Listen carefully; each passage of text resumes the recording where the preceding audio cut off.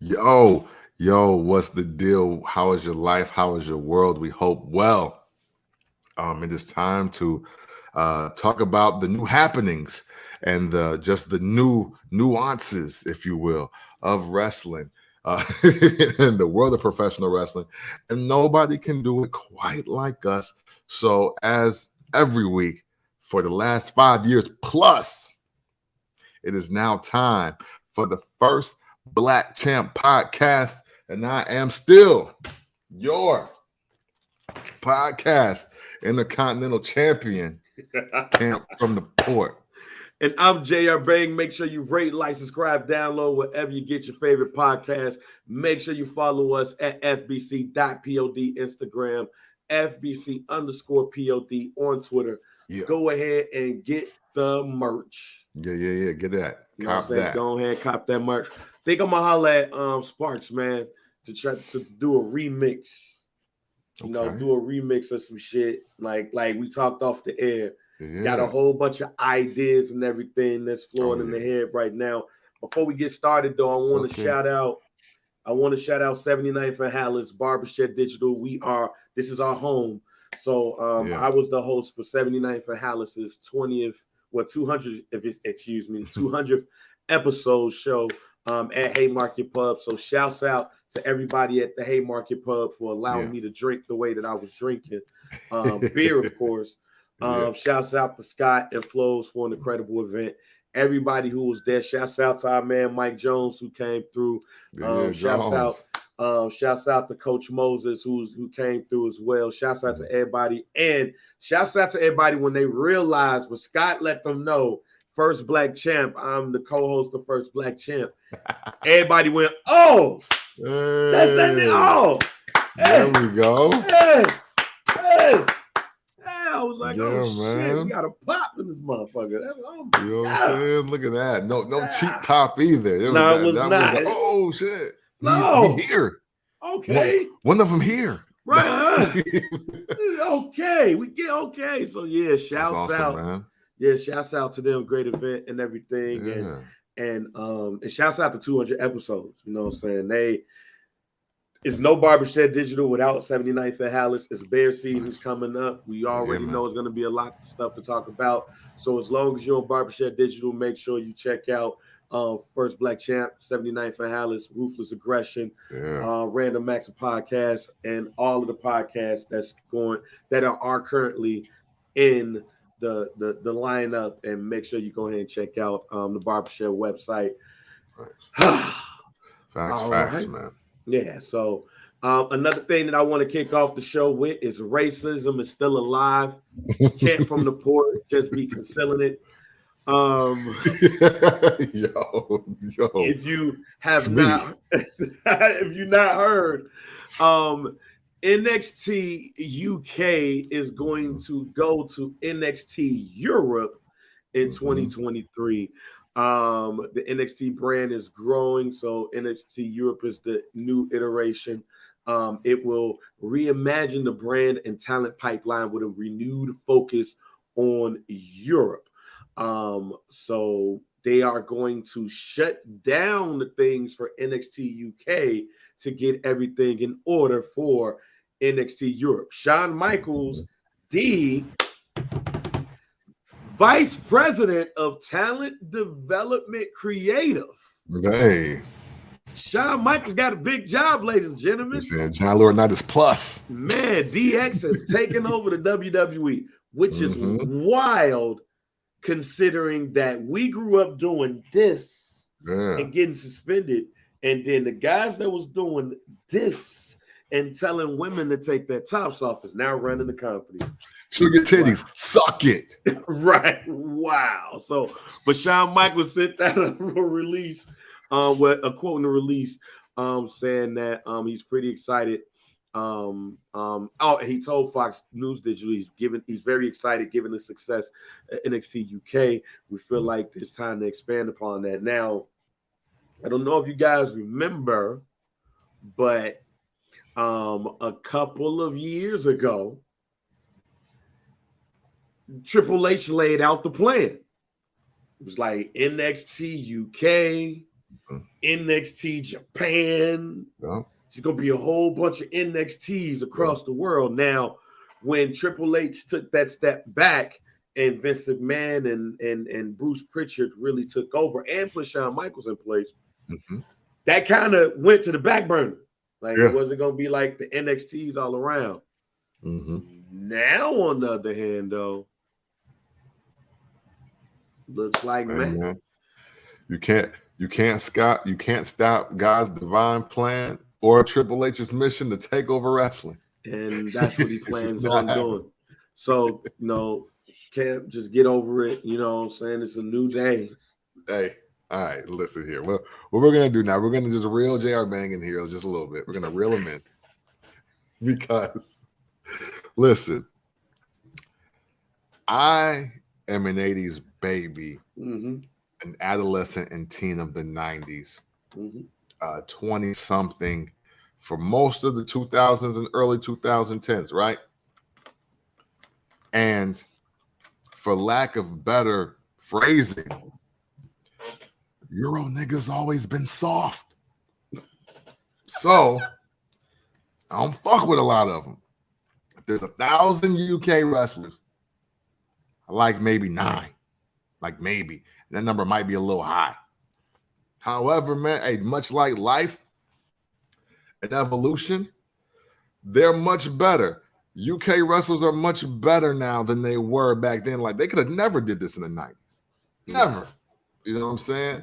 I am going to not fall into the standard old head ways. Yeah, you gotta watch close.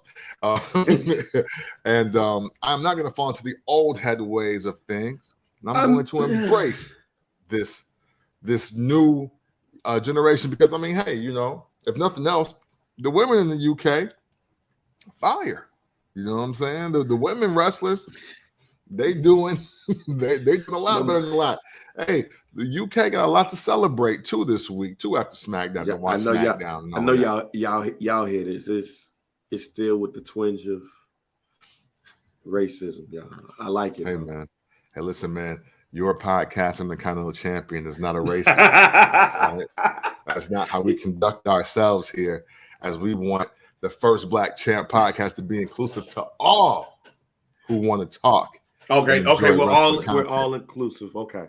Now we're all inclusive, but fuck Squire David. Yeah, for sure. yeah, you can say that. You know what I mean? Like, it's fine. It's like, fuck Johnny Wrestling. That don't mean I hate everybody from Ohio. You know what I mean? It's just him. Fuck dude. You know what I mean? That's it. If it was another state, though, we'd be having a different conversation. Hey, man, speaking of NXT UK, a number of NXT UK folks made an appearance on NXT Heatwave this past Tuesday, excuse me. We had, first, just a real quick breakdown. Carmelo Hayes defeated Giovanni Vinci by pinfall for the North American Championship. Dope ass match. Giovanni Vinci, who used to be with Imperium, is now a solo character. He's everything that I think the WWE wanted in Claudio Castagnoli. Okay. He's just shorter, but he's just as strong. And I'm gonna curve things by saying I see big things, because according to some, big things mean winning championships. But I definitely see a lot of potential in Vinci. And I already told y'all, Melo don't miss. I think Melo is a future pillar in the WWE years from now. So we had that. The Diamond Mine had came out to talk about some shit with Roderick Strong, but then NXT UK came out and Gallus hit the ring. They are a trio of folks, and they whooped everybody ass. Oh, nice. Okay. So Joe and Mark Coffey, Wolfgang, Gallus, they came out and they whooped ass. So it's going to be interesting as we talk a little bit more about, just recap a little bit more that happened at NXT Heat Wave, to see what's going to happen in the future with the European wrestlers and NXT, because we have JD McDonough, who wrestles in the main event, who is also from NXT UK. And then Gallus also had got into challenged Josh Briggs and Brooks Jensen for the UK Tag Team Championships. And that the American team went over to NXT UK and they won the tag titles. So that was interesting. Roxanne Perez and Cora Jade wrestled a decent match, but Cora Jade won by pinfall. So we have that one. Santos Escobar and Tony D'Angelo, basically a Santos loses, he leaves NXT type of situation. But if he wins, he gets his crew back. Well, of course, he's leaving NXT because he lost by pinfall. But it was a dope ass match, to say the least. And I am excited to see how Santos Escobar is on the main roster. I think we got Eddie Guerrero. I mean, not Eddie Guerrero, excuse me. We got Rey Mysterio and his son. That'd be scary. Right, yeah, that'd be scary. But we got Rey Mysterio and his son up there. But where, and not talking about the man, talking about the character, we need a new version of Alberto Del Rio. Yeah, man. I agree. We need an upscale Mexican to be around here telling y'all how we ain't shit. Like Cam tells UK wrestlers that they ain't shit. I'm sorry. I apologize. I mean, hey, listen. As long as you don't include racism, I'll let you rock. Like it's not hateful. It's just reality from an American standpoint. Black American wrestling fan standpoint. Mandy Rose went up against Zoe Stark, which is interesting. What happened, considering what happened on Thursday when the announcement happened. But Mandy Rose defeated Zoe Stark for the NXT Championship. She would now be over 300 days as NXT champion. And I don't know if she's going to lose it anytime soon. It'll be interesting. But a couple of things that happened that was interesting. Where India Hartwell had congratulated the women's tag team champions, Katana Chance and Kaden Carter. And then she got a letter that gave her great joy, only to have Blair Davenport from NXT UK rip it up. So that's going to be interesting as well. Another thing too is Zoe Stark was injured during that match with Leffa, opening in the tag team championships, the women's tag team championships, which we will have a "we told y'all niggas" moment little bit later today. So we had that match, and then we had Bron Breakker versus JD McDonough, and JD McDonough loses, but then Tyler Bate, the NXT UK champion, came out to raise his title. Bron Breakker raises his title. So there's a NXT with Worlds Collide premium live event that's going to be coming up soon. So it looks like it's going to be the NXT wrestlers versus the NXT UK wrestlers. Okay. So that's going to be interesting. Possibly champions versus champions. Also, a couple of new things that happened is we had a debut of a new wrestler, and there was some confusion about this new wrestler for some people. A gentleman by the name of Quincy Elliott, who is, I guess he's part of the Rainbow Coalition, ladies and gentlemen. Oh, really? Yeah, he's part of the community. Quincy his name is Quincy Elliott. Big black dude. Remind me of Viscera, Big Daddy V. So he's going to be coming into NXT. Another thing is Grayson Waller is going to have his new talk show called The Grayson Waller Effect. So it's going to be interesting to see, especially in this new era with people like Grayson Waller and where do they fit? And Apollo Crews is going to be on that show, who's been looking mid since coming to NXT. Yeah, he's been looking mid. I like Nigerian Apollo Crews better. Yeah, they making him become just a regular American is the worst thing for his career. But I guess they probably thought, well, this is what the NXT crowd knew of him, so maybe this will work. But he was on fire, man, when he was showing the steel. Man, they got fire, bro. Man, they got that man. They got that man having visions about shit. Get the fuck up out of here, fam. Yeah, man. Like what? It reminded me of like Denzel Washington. What's the movie where he just beat everybody ass? Oh, I was gonna say what, Hurricane? Nah.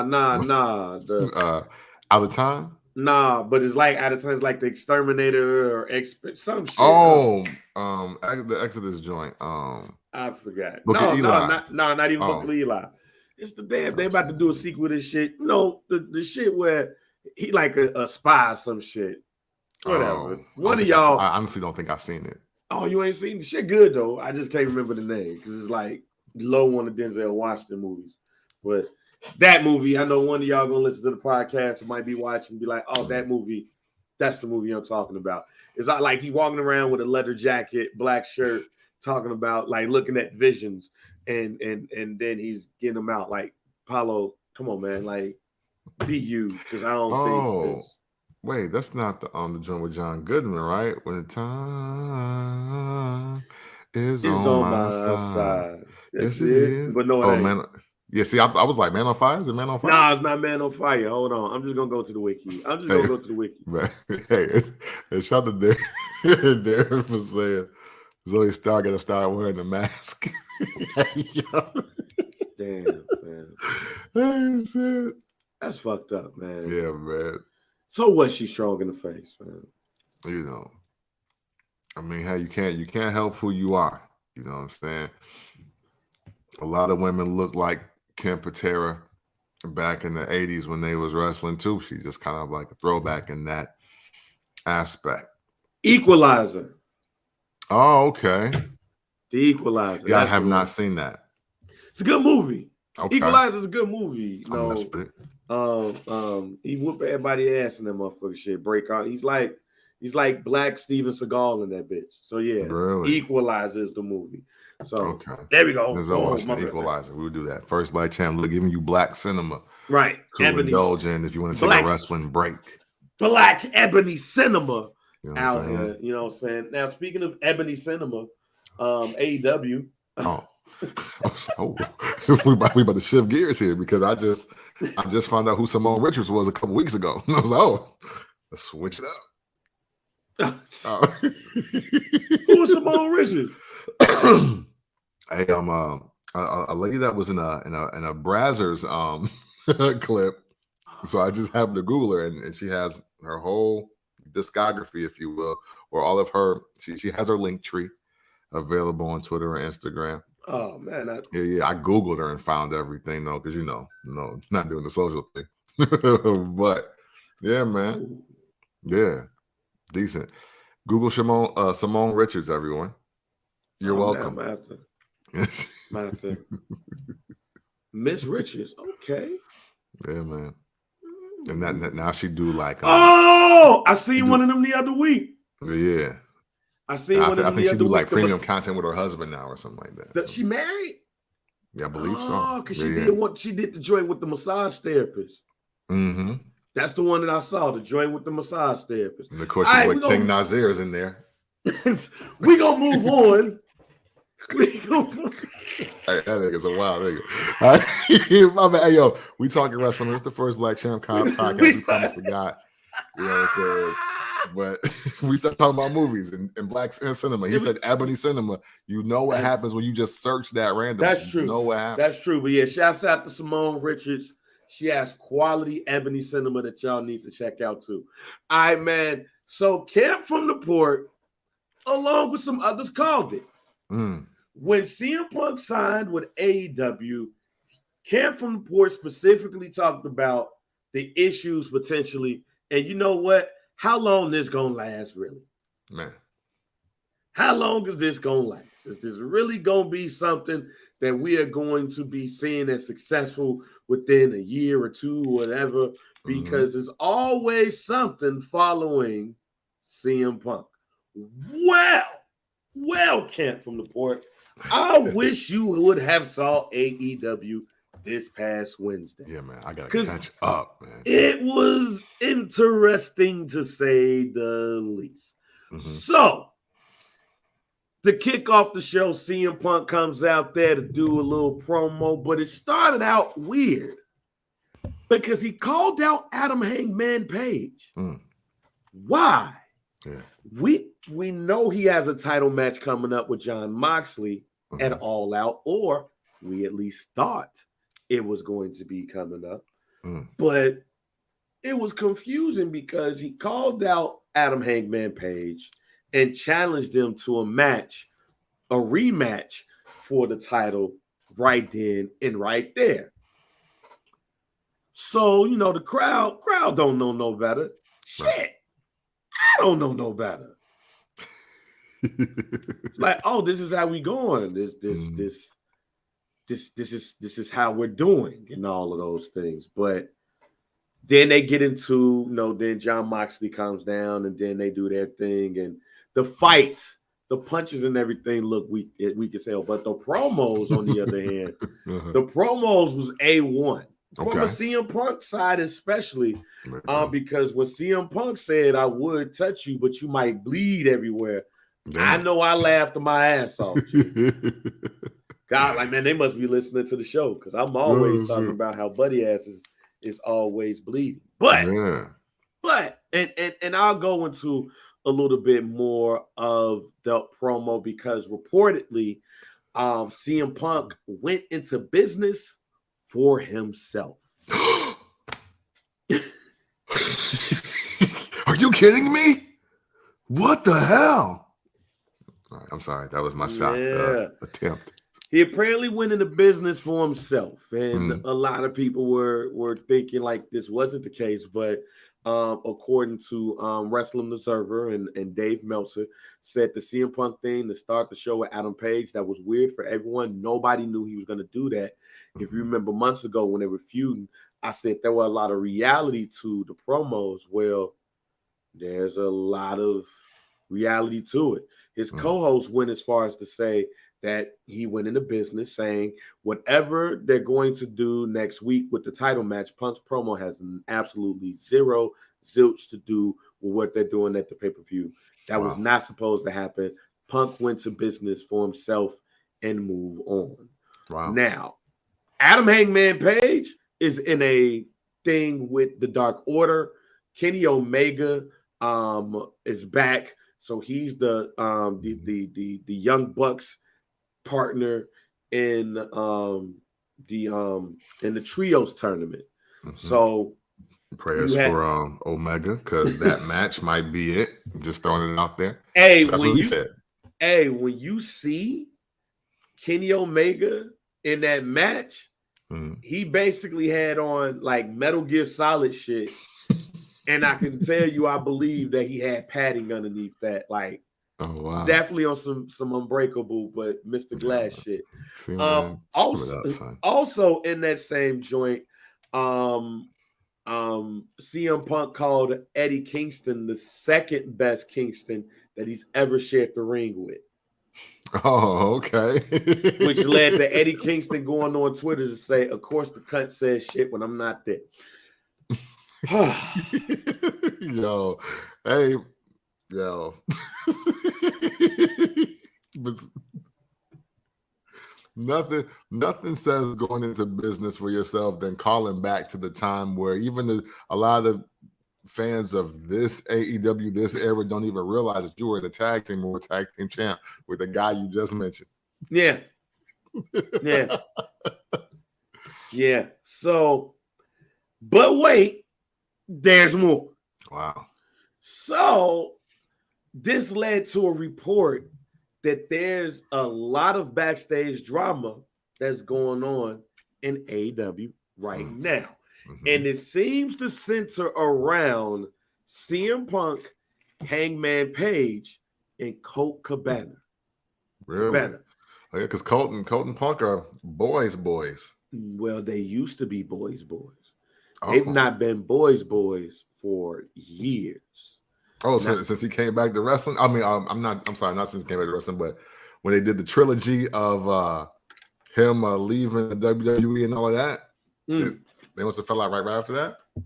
So the issues stem from a defamation lawsuit filed by a former WWE doctor, Chris Amon, over some stuff that CM Punk said on Colt Cabana's Art of Wrestling podcast about his treatment of Punk. Punk's treatment while he was still with the WWE. They had a major falling out around legal fees and everything. And so that's still going on. CM Punk, when he hates you, he don't like you at all. Yeah. No, because you know what? I'm sorry. Just quick thought on that. When that happened, I thought, oh, Colt Cabana podcast out of here. Like, he ain't gonna never have to wrestle again. Right. Because I was like, wow, that's a pretty big story to pull from a show that did not have Conrad on it. Right. So Colt Cabana obviously was a member of the AEW roster, but for some reason he was removed from the Dark Order, removed from the AEW roster, and now he's signed exclusively through Ring of Honor. Wow. The thing here is CM Punk. So I'm going to read this from Dave Meltzer, Wrestling Observer newsletter. This is in regards to the Colt Cabana situation. So the big thing that started all this is that Colt Cabana is not with the Dark Order, with no angle, and stopped being brought to television. He was going to be cut, but Khan signed him for Ring of Honor. This is really the catalyst of everything, although different people have different stories as to why, including Page and Punk. But even if that didn't happen, it was probably going to happen for something else, just given the nature of different personalities involved. It feels that a number of people are close to that breaking point if things don't settle. Now, to add to that, remember when the promos between CM Punk and Hangman Page got a bit personal. Yeah. And I talked about it on the show where I thought it was a great promo because of things that have been said about CM Punk since Ring of Honor. And just to read it, he says, I have no respect for you and what you've done since you've gotten here. You want this AEW World Championship. You want it? I don't think you understand what it means to be a champion. After all these years, I don't think you get it. Because it's not just about what happens in the ring. It's what happens when that red light turns off. What happens when you go back through the curtain? It's the small, quiet moments when you think no one's watching. That's what makes you champion. You talk a big game about workers' rights, right? Well, you've shown the exact opposite since you've gotten here. And then that led to Adam Hangman Page saying that he's not defending the AEW championship. Well, he's defending it against CM Punk. He wants to keep it away from him because of obvious reasons. Anybody can have this bitch but you. Right, basically. Hate your guts. So there's a lot of things that are going on, and it seems to revolve around that. And you have to understand that a lot of those wrestlers back there, they looked up to CM Punk. They did. But you know who they also looked up to? Colt Cabana. Yeah, because he was one of them ones. He was one those ones in the independent scene. Yeah. So, and a lot of these wrestlers that we see are kings of the indies. Yeah. So they revere him. They revere Punk too, but for a different reason. Yeah. So reportedly, there's a lot of people backstage taking sides, and it is messing up things a little bit.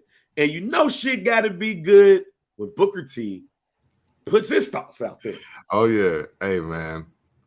I don't want no Booker T slander because I appreciate him being the lone black guy in wrestling that really did this shit. That's just going to be like, nah. So-and-so's a bitch. Right. So-and-so don't do this or that. And I dare one of y'all to say something to me. So I love Booker T. So I'm going to read this whole thing. Shouts out to the WrestlingNews.co for putting the transcript up there. Because I think once I'm done with this, Camp is going to hit y'all with the I told y'all niggas.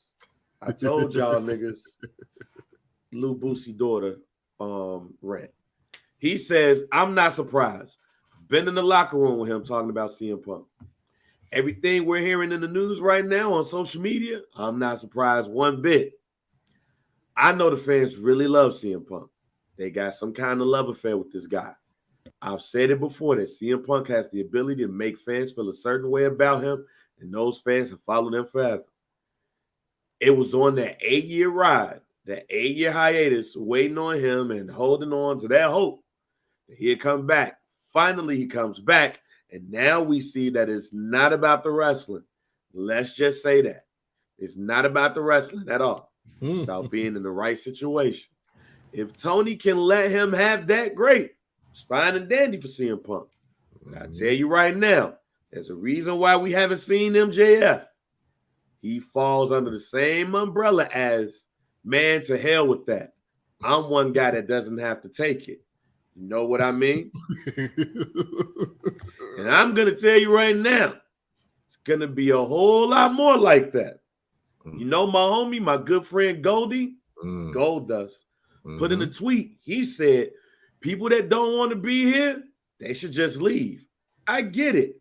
I'm sure there's a lot of people talking like that now because it's not going to always be roses in a situation like this in wrestling business. That's the way it is, unfortunately. He continues. We're going to see how this thing plays out at the end of the day, but the one person who's going to have to really take the reins in this situation is Tony Khan, because this gives a certain perception as far certain guys coming in with certain treatment and certain guys that's been there with certain treatment, where there's a rift going on, where there's a rift going to come in, just like it did with WCW. All the WCW guys came in, WWE guys came in, guys got pissed off, guys got hot because they wouldn't make a lot of money.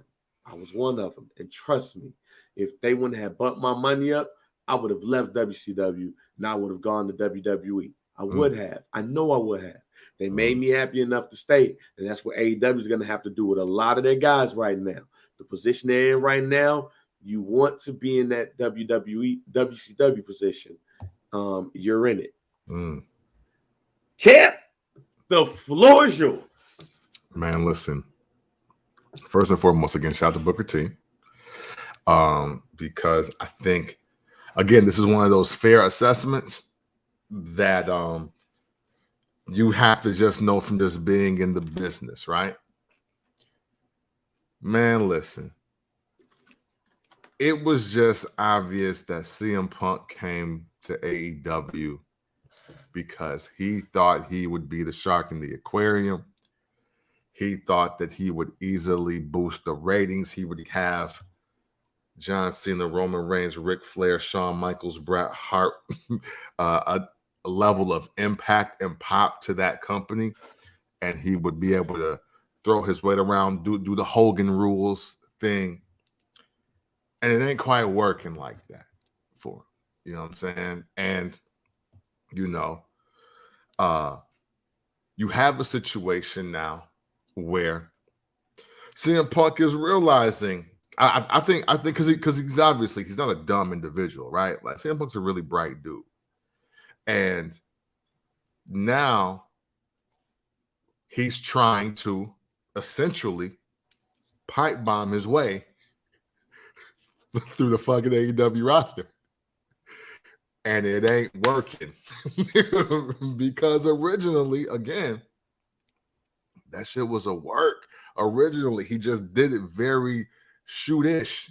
It was very shoot conventional, but it was a work. The man kicked off the promo by saying, I'm going to beat John Cena for the WWE Championship. Work. All right? This is work from the door. And now, you know, in his effort to champion the voiceless and in his effort to give guys a shot that really deserve it, now the immediate future, the guys that were at AEW day one, are like, hold on, fam. Hold on, family. You need to get in line because, hey, while you was getting your ass knocked the fuck out and choked up for Dana White, we were still wrestling. And, you know, we might want to see you back, but the reality is you didn't feel the need to show up. Because let's be clear, CM Punk could have came day one. AEW. He could have came day one. Him and Cody could have did a trilogy. Not Cody and Omega. Not Cody and Cole. Like, there were other things that CM Punk could have did if he was really about the wrestling business. He could have been the first champion instead of Chris Jericho. Thank you. And it would have been younger. It would have been more relevant. It would have been a great tie-in to the last time we seen him in the WWE, which was with a belt. Like, the better story told is literally that. Oh, CM Punk is the face of this new organization, AEW, and he's going to fight for the AEW World Championship day one. Hell, even if it was Jericho, I probably wouldn't even trip. But I totally agree with you, and I believe that, yeah, insert CM Punk, at that Chris Jericho situation, and boy, did you have a much greater, hotter start to that organization. You do. No disrespect to Jericho, but at the time of that, I mean, the one consistent thing, especially for the crowd that they're generating, is that they want to see CM Punk. Like, they were like, oh wow, it's another organization. He hates the WWE, he hates Vince, he hates Paul, he hates Steph. Wow, he's gonna go here with Tony Khan, and this is gonna be like the optical illusion would have been, this is the wrestling organization that CM Punk had in mind when the Best of the World gimmick was rocking and it was red hot.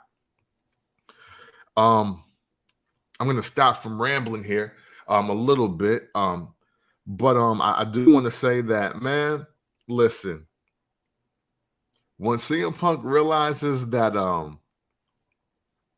he's not going to get them WWE checks again, look out.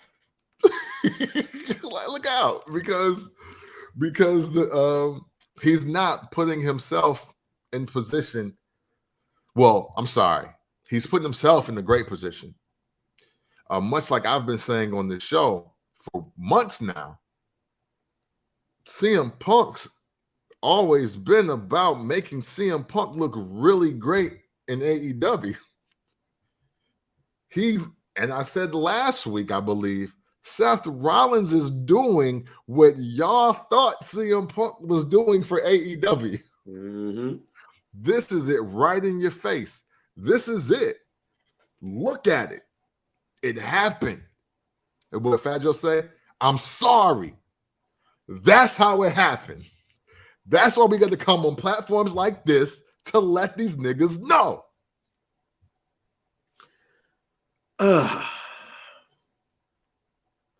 Camp was right. I'm just gonna. This is why when people did the tribalism shit, when it comes to WWE and AEW, this is why I was going hard. This is why I also said, this specific reason is why I also said that if AEW just focused on grooming AEW people and not grabbing WWE people, they gonna be okay. Yep. Look, I won't get too personal because it was years ago. but the situation is still the same. And because I'm comfortable, I was comfortable in my abilities, I wasn't mad. Mm-hmm. But I remember being in a situation because they brought, like, my job at the time brought somebody in and made him a leader. Mm. They assumed that I was going to be upset. They assumed it to the point where everybody was like, well, damn, I thought you was mad. Like, no, and nobody asked me if I was mad either. Like if you would have asked me, I would have told you. No, you got to be mad. No, I'm not mad. But you assumed it. There's a reason why you assumed it. Because you knew you put me in an uncomfortable situation for you. And not necessarily for me, because you didn't ask. You didn't give a damn. You did what you was going to do regardless, and then you walked around on eggshells around me thinking I was going to snap on you. So I look at this CM Punk. I look at this CM Punk thing here and look at it as the flip. Everybody assumed that CM Punk is in the building, so everybody would be happy. Right. Everybody would be ecstatic. We got CM Punk. We got him. We this is like Hulk Hogan coming to WCW. Yay. But you didn't ask, you just assumed, because now CM Punk is having matches with all of these people, and now all of these people are coming out and saying, yeah, it was great to have a match with CM Punk. Having a match with CM Punk and losing is better than not having a match at all. And I wasn't here, boom, boom, boom. But as Kemp said, what did you get from that? Right. The only thing you got from that was a match with CM Punk, and then they moved your ass back down the ladder. Yeah. But they asked you. So everybody assumed that everything was all sunshine and rainbows because this wrestler here, this wrestler there, this wrestler here, this wrestler there was like, it was an honor to be in the ring with CM Punk. But then you got to look at wrestler here, wrestler there, wrestler here, wrestler there. They're not MJF. Right. They're not Adam Hangman Page. They're not Kenny Omega. Right. They're not Chris Jericho. Right. They're not Eddie Kingston. These are guys that's moving up the ladder. Yeah, trying to build their resume. But the niggas with the resumes are like, fuck that dude. Right. You giving him a whole hour, you giving them 15 minutes to talk and 30 minutes to wrestle him. Like, he ain't even in the rankings. Right. He don't even want to be here. Yeah. We know him. He don't really want to be here. He's here for this, which I would never clown somebody for wanting to be somewhere for money. Yeah, no. Get your money. Fact. But the thing is don't front like you here for anything less than that. Because you've been doing business this whole time. Yeah. CM Punk came in and went on a winning streak that lasted until MJF beat him. But if you notice, I had said this before, the Chris Jericho feud and the CM Punk feud was basically the same feud. Mm-hmm.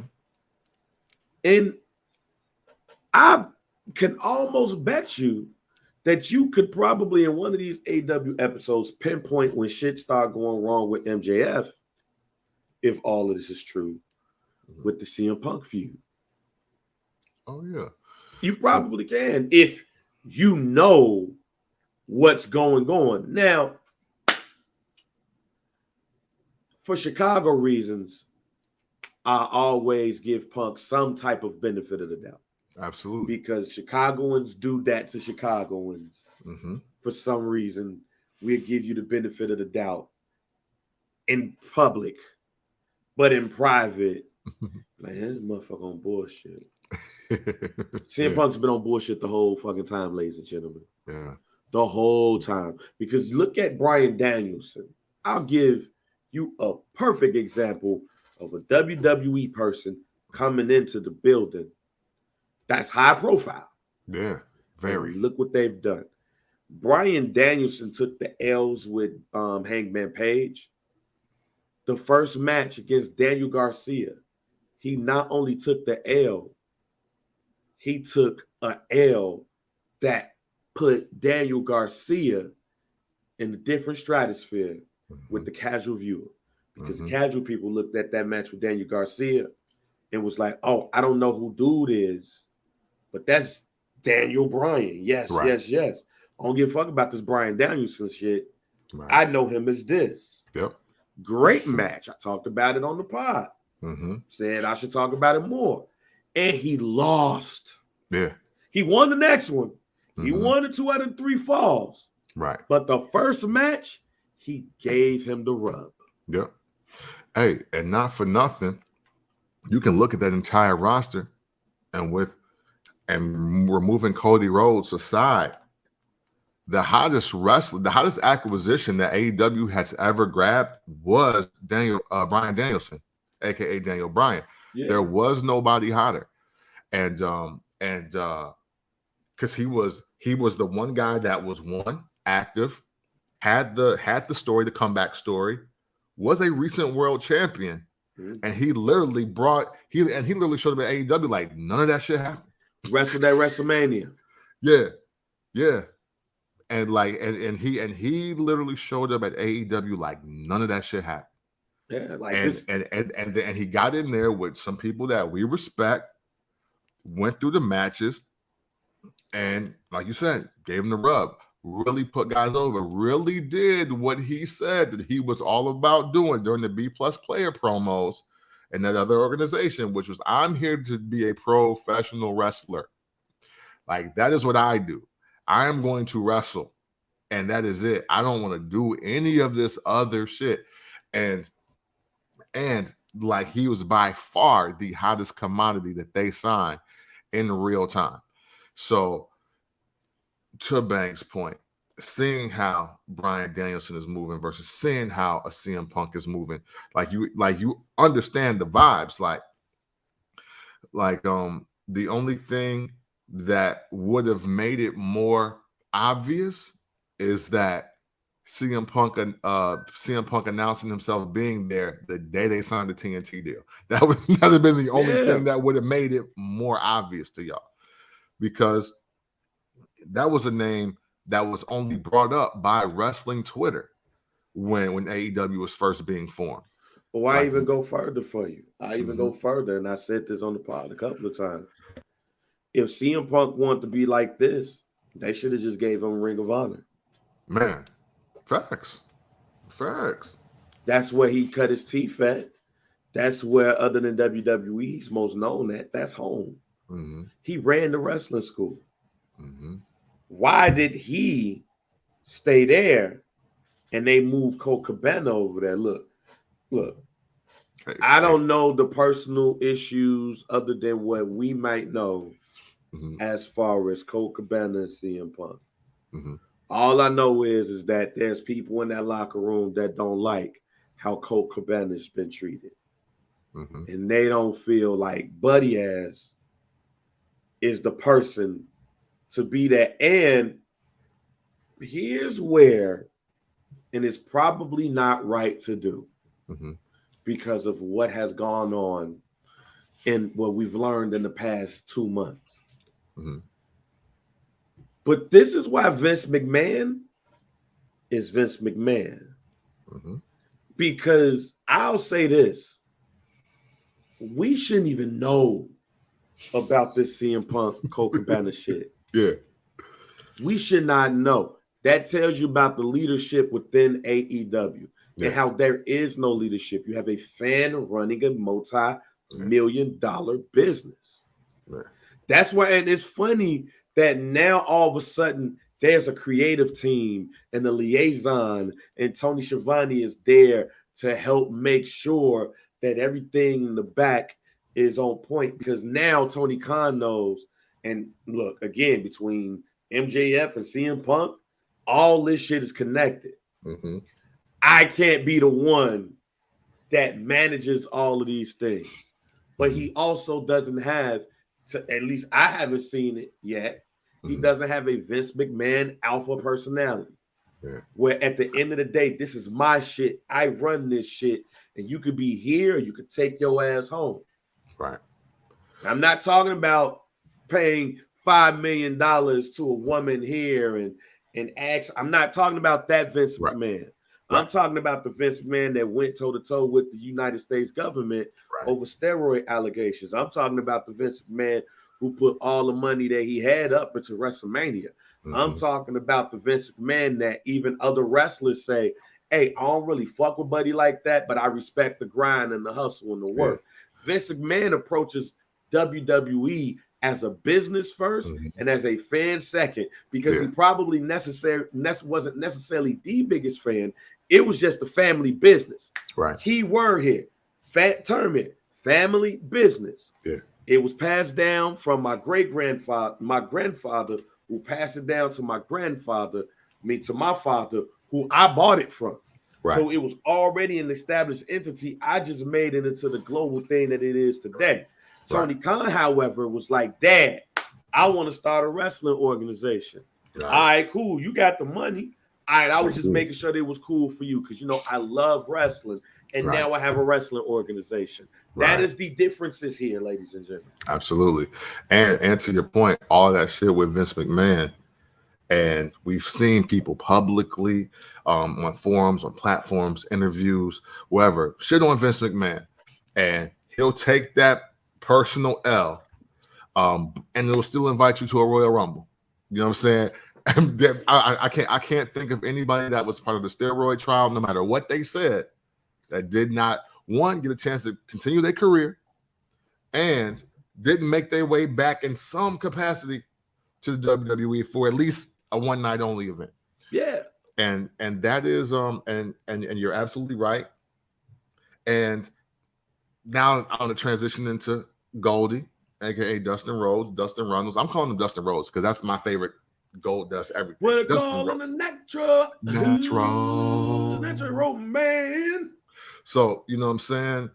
I wanted to shoot him some bail originally, but nah, I don't fuck with his tweet, and I don't fuck with his tweet for this reason.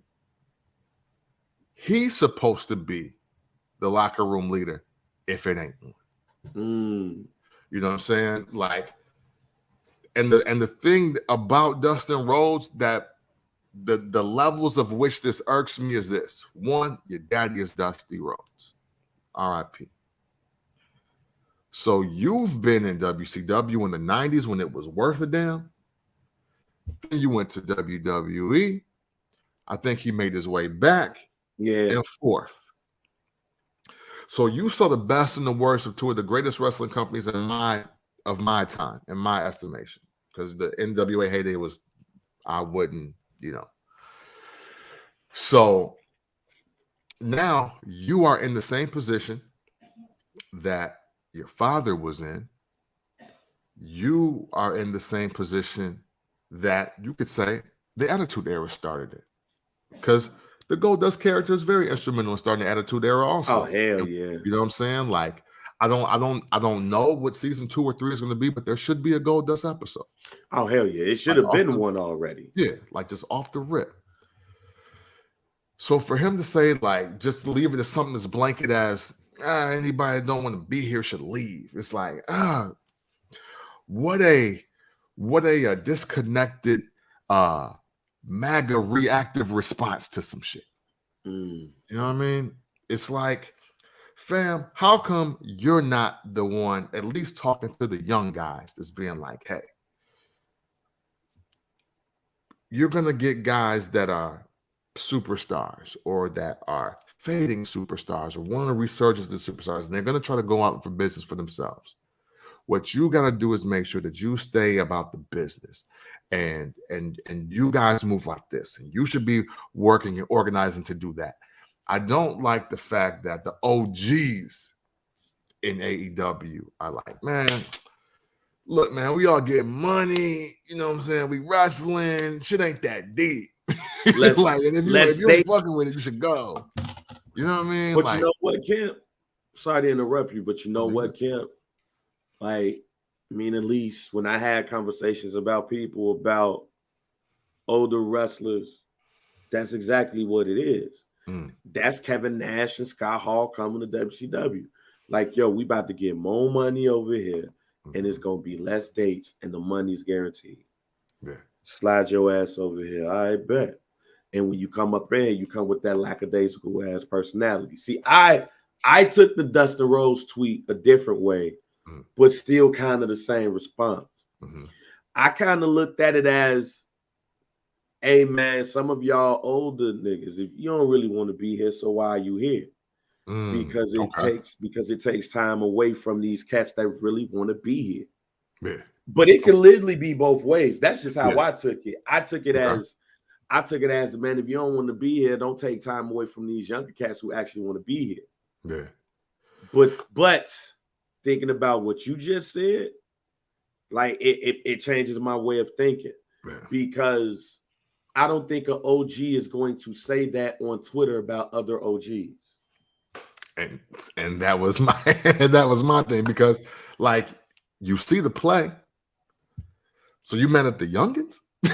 Right, because the OGs ain't gonna be on Twitter subtweeting each other on Twitter. They're gonna talk about that shit in the locker room. But the younger cats be on Twitter.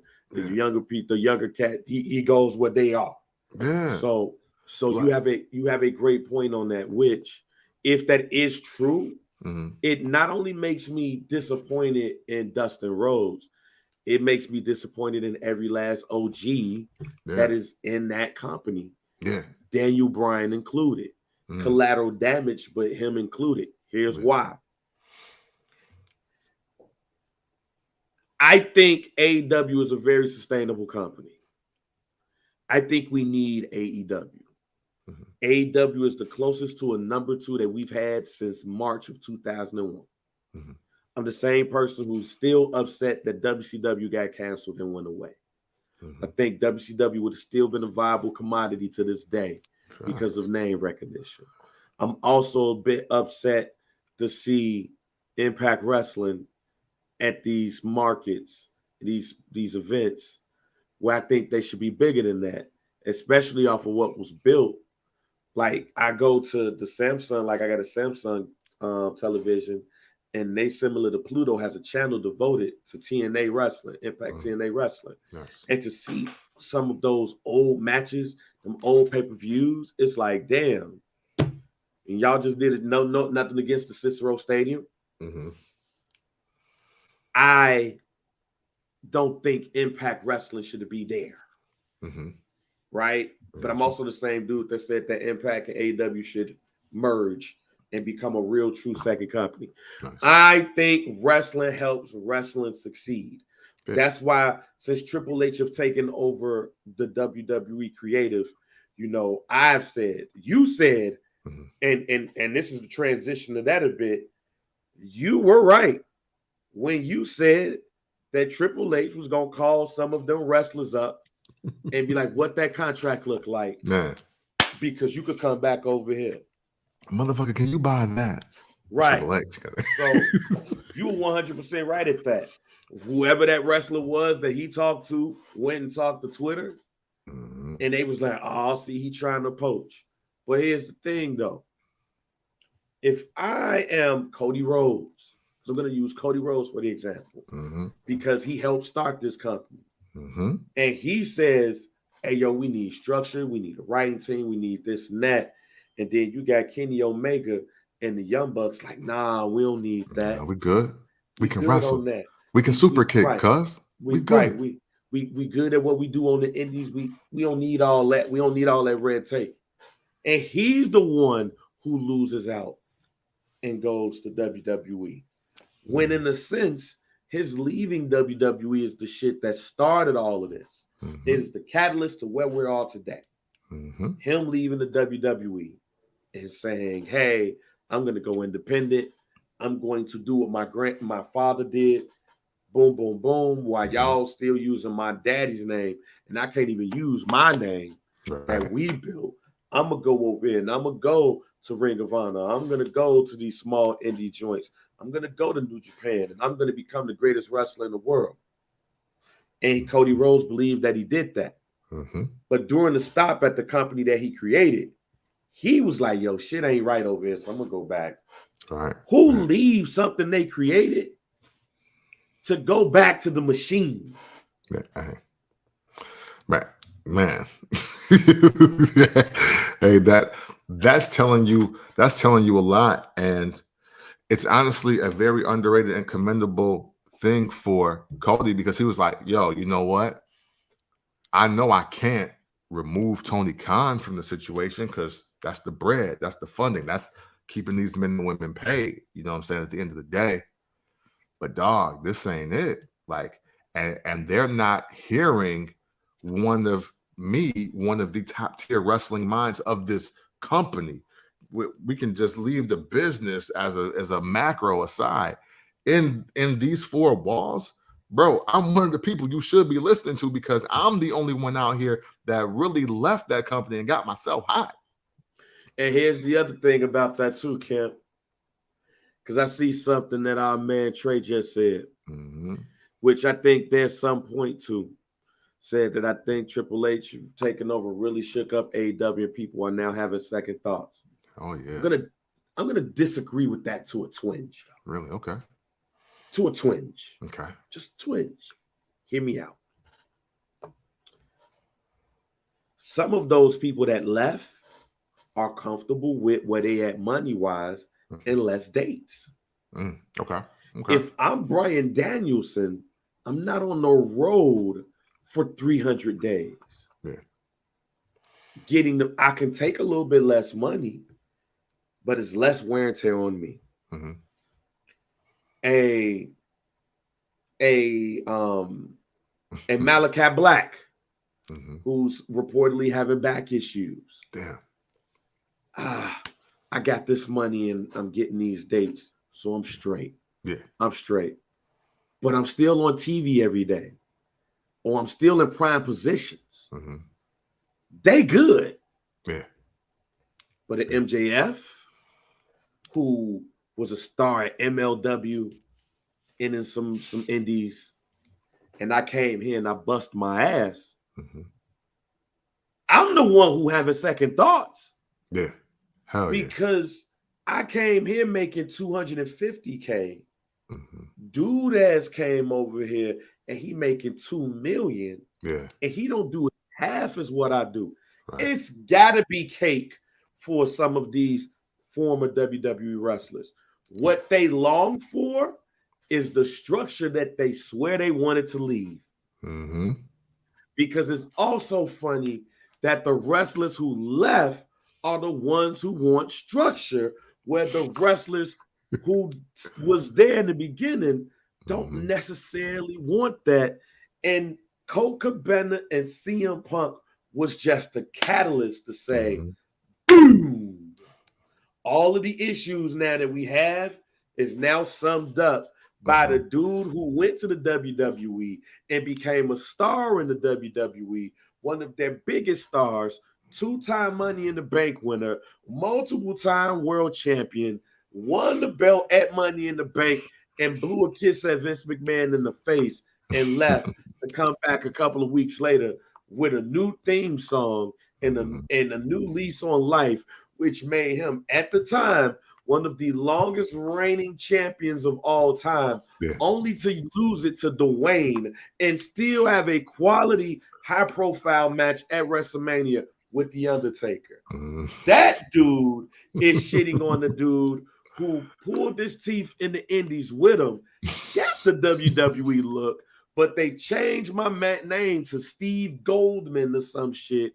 It didn't work out. I went back on the indies. He helped work and train with us. The established are going to go the CM Punk route. Yeah.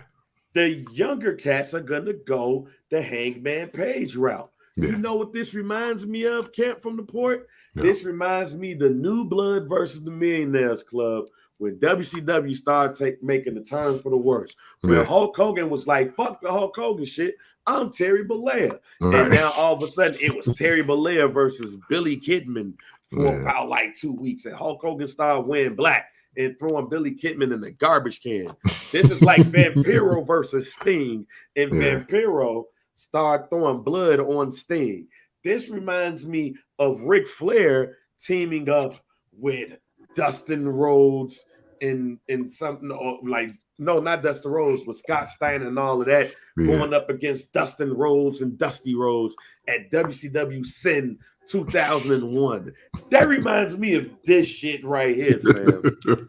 The younger cats wanted their way. The older cats like, I'm not gonna deal with these little dudes. I'm trying to get my money and bounce, because there's no, when Tony Schiavone, and there's no diss to Tony Schiavone, but when Tony Schiavone is the person that is now supposed to be the guy that bring all of this shit together, and not one of the wrestlers of the notable wrestlers of note bringing this in, that tells you a lot. And that's when Triple H looks and be like, hey, yo, Adam, you sure you want to be that? Right, you see what I just did? That's carrying crosses. That's supposed to be your spot. Yeah. Y'all like, spot. I could buy you out. Like it's nothing. Like I could buy you out. Like you'll be fine. Yeah, we can fix this contract shit. I don't know why we even. It's man, you made a lot of great points in here, and that's the other reason why I was like, I'm sure they're shelling out the cash, but not to the people that Triple H really wants. You know what I'm saying? Like he doesn't want to pay Paul White or Chris Jericho or Dustin Rhodes. Like he's not trying to pay them. No. He's making it sweet for the future. So he wants Darby Allin. He wants Britt Baker. He wants Adam Cole. He wants possibly Hangman Adam Page. Possibly. You know what I'm saying? Like he wants Keith Lee, obviously. He wants Swerve. Ricky Starks. I know he wants Ricky Starks, MJF. And when you want the future like that, you force the hand that is being played by the other company, because it's been widely just said, like it's just commonplace, like Tony Khan is a wrestling fan with a lot of money that now owns the organization, and without the structure that it you know what I'm saying, like the dots are now starting to connect though, because without the structure you don't get Best in the World CM Punk, you don't get Y2J Jericho without the structure, you don't get Dean Ambrose, the Lunatic Fringe, former which CM Punk did say, damn, you're the third best person in your group, and that seems to be a reoccurring thing. Yeah, deal. Hey, you know what I'm saying? And see, and the thing is, because CM Punk is great at positioning himself, he's not. He literally took out the aspect of, you should revere Jon Moxley in AEW because he's one of the guys that led the march to this whole shit. He's undermining that. Now, if that ain't doing business for yourself, when literally his real interviews were a lot like your promos in 2013, and that's the guy you shit on, yeah, that's business for yourself. That's like just to peel back another layer of it for the people that may not understand and maybe think this is in some weird way I shit on CM Punk segment, because it's not.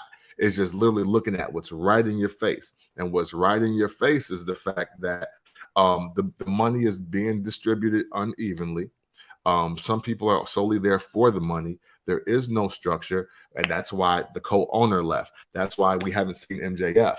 That is why it is going to be very difficult for the entire roster to stay intact, because Triple H got bread, fam. Like he got bread. He got other shows he trying to create. He trying to beef up this roster, and they do so many dates that it's a spot for everybody. You just got to say that you want back in. And I see it happening. And the next quote, the follow-up quote from motherfucker, can you buy that, by Triple H will be, yeah, we took your beat because you wasn't rocking it right. Yeah. Tupac Amaru Shakur. Yep. So it's going to be interesting, man, to see how this go down. And the crazy thing that all of this is going down when you have Discovery that just bought Warner, your parent company, and all of this shit is going on. But again, my challenge my challenge is all for. Damn, just read some shit from one of the big homies. When I was talking about the Impact Wrestling, said that Impact is really just a AA wrestling company, and they didn't book a return to Chicago. They called the ECW arena for Bound for Glory. Yeah, and that's why I believe, like, yo, AEW, instead of buying Ring of Honor, they should have bought Impact, because there's Impact out here throwing out some dope ass matches. I wanted to go to the Chicago show, but we had the son's birthday party, Trey's birthday party at the same day. I actually wanted to take him that for his birthday, but that was going to interfere with all of the stuff. But ain't no way in hell they should be doing shows at Cicero Stadium with the Impact that they got. Yeah. No pun intended. No, but I mean, you buying Ring of Honor, you should swallow up Impact. Do you? What was that? What? AWA it. Okay, I got you. AWA with World Class Wrestling. I ain't saying do it. I ain't saying do a Supercard 3 type shit, but sometimes you got to connect like Voltron to make yourself a number 2, a true number 2. But again, my challenge is the Tony Khan fan, because there's a lot of stuff going on. You know, there are people who are legit like, damn, you know, is Discovery going to get out of the wrestling business that Warner just got in? We talked about what happened with WCW and how AOL Warner came in and was like, we don't really need this shit. Discovery cut 200 episodes of Sesame Street off of HBO Max, fam. Fuck wrestling, G. Yeah, that's ruthless. Fuck wrestling. There's movies that are not gonna come out because they like whatever. We've said these things on the show. These things have come to pass. This is one thing that I hope do not come to pass, but it would not shock or surprise me that if in 2025 or 2024, excuse me, MJF ain't gonna have to worry about re-signing with AEW. Just put it like that. He's not gonna. It scares me that in 2024 he ain't gonna have to worry about re-signing with the company. And then also other cats who have signed the longer term deals because they wanted to get away from Vince McMahon, who signed in 2025 to 2027. Triple H gonna be like, all right, what you gonna do now? Yeah. Hey, and you know what? Time is on MJF's side too. Still a very young dude. He's gonna rest up, heal, doing whatever he do. Like, you know, he could be getting himself in the greatest shape of his life. He's see, this is the opportune time for him. Because his upside, we haven't even truly seen it yet. So with him being in this space where he was like, look, it ain't no structure at the company, so ain't nobody gonna make me show up to work. Yeah. It's like, you know, like when you got the bus, man, he ain't gonna fire me, dog. What the fuck you gonna fire me? Yeah. Man, he know he can't find nobody else to work here. I'm good. I'll be back when I feel like it. Yeah, and that's what he on right now. And so he can show up whenever he want. He can show up and just cut a promo and then leave for another couple months. It'll be fine because he know Cody and Paul already said, "Hey, we just trying to figure this out." That's it. Because we're gonna do business too. That's it. Moving on, First Black Chat. Make sure you rate, like, subscribe, download wherever you get your favorite podcast. Also in the We Called It joint. Just real quick, we had Kemp saying that Triple H was gonna call them people, see what was up. Yeah. We also told y'all last week how this Toxic Attraction shit was gonna go. And Toxic Attraction, it went exactly like I told y'all that shit was gonna go. Exactly. So hey, Triple H, Sean, thank y'all for listening to First Black Chat podcast. I appreciate it. Make sure you rate, like, subscribe, download. Just give us a call, fam. Just send us a DM. just to be like, you know what, we are listening, and we can have conversations after. Absolutely, man. You ain't even absolutely. It ain't a lot of us in that building anyway, fam. Let's just keep it square. I follow y'all on LinkedIn. It ain't much of us. It ain't much of us up in that, fam. But it's clear y'all listening, because exactly to the point to where I said what was gonna happen is gonna happen. Toxic Attraction is now in the Women's World Title Championship hunt. And they, like I said, what was gonna happen, they defeated Sonya Deville and Natalya to advance. So they're gonna be going up against Raquel Rodriguez and Aaliyah in the semifinals. So yeah, I stand on it. Toxic Attraction is going to the finals, and they will be going up against the winner of what should be the finals anyway. Yeah. So it's interesting. Another thing that I saw interesting on the internet, Camp, from the board. Mm-hmm. You say what? I'll say NXT Women's Division shining. Oh yeah. They are. But yeah, another thing that I noticed is Sasha Banks did a video with a cannabis company, but she didn't say Sasha Banks. She said, "Hey, my name is Mercedes." Okay. I keep telling, sources told me she ain't coming back, G. Nah. My name is Mercedes. Yeah. Is a red is like, yo, I'm anticipating a very big summer of 2023 for Mercedes. I'm not going to say Sasha Banks. I'm anticipating a really big summer because, hey, look, man, the players in place, y'all can thank Dwayne The Rock Johnson for all of this stuff. Mm-hmm. Like, just keeping it real. I mean, well, you know what? I'm sorry. I know what time we're in, and we're not supposed to do this, but we got to do it right. The blueprint was Terry Hulk Hogan Bollea. He just did shitty movies. So he had to come back. You right. Know what? Rock, matter of fact, no. No. I'm actually going to give you a different one. Going to give you a different one because it was done earlier in his WWE tenure. Because Terry Bollea did do it already with Rocky, but he was doing Rocky in AWA, and AWA messed up. The blueprint to this is Roddy Piper. Yep.